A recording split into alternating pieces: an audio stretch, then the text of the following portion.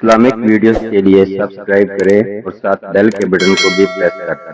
بسم اللہ الرحمن الرحیم۔ السلام علیکم پیارے دوستو، ابو ہریرہ رضی اللہ عنہ سے روایت ہے، نبی کریم صلی اللہ علیہ وآلہ وسلم نے فرمایا، لوگوں پر ضرور ایسا زمانہ آئے گا جس میں کوئی شخص سود کھائے بغیر نہیں رہے گا۔ جو شخص سود نہیں کھائے گا اسے بھی اس کا گرد و غبار تو پہنچ ہی جائے گا۔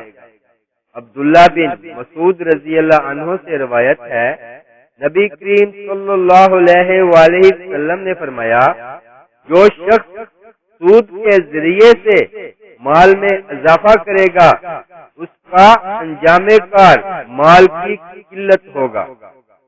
عبداللہ بن مسعود رضی اللہ عنہ سے روایت ہے کہ نبی کریم صلی اللہ علیہ وآلہ وسلم نے سود کھانے والے پر، سود دینے والے پر، اس کے گواہوں پر اور اس کی تحریر لکھنے والے پر لعنت فرمائی ہے۔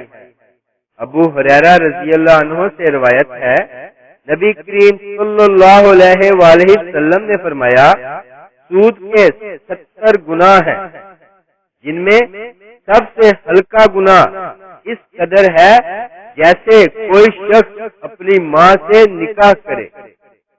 عبداللہ بن مسعود رضی اللہ عنہ سے روایت ہے، نبی کریم صلی اللہ علیہ وآلہ وسلم نے فرمایا، سود کے 73 دروازے ہیں۔